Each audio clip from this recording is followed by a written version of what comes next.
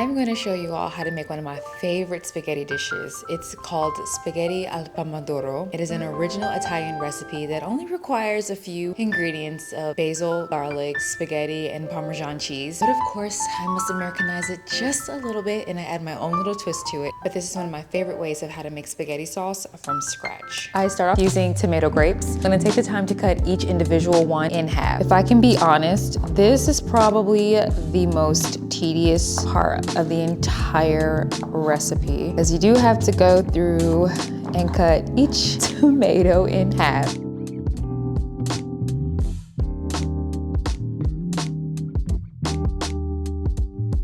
One box down, last one to go.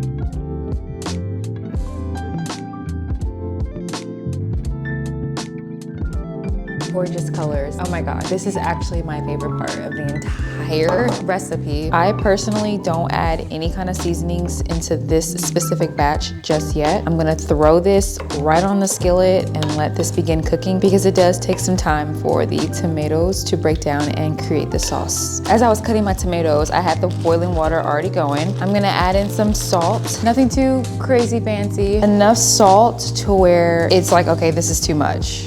And maybe one more handful.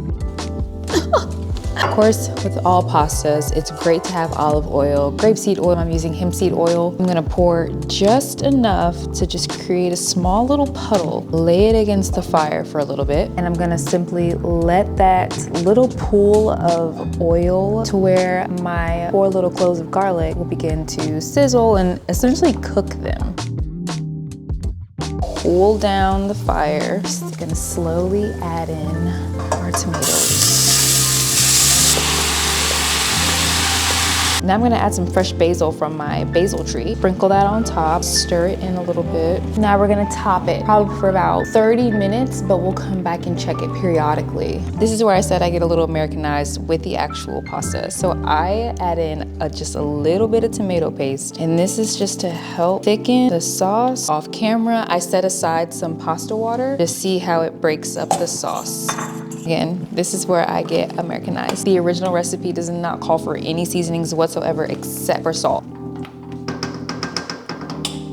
Okay, so to begin finalizing the dish, I am gonna start sprinkling on a little bit of Parmesan cheese. The tomato sauce can be tomatoey tasting. In order to knock that down, just add in a little tablespoon of sugar. That's what I do.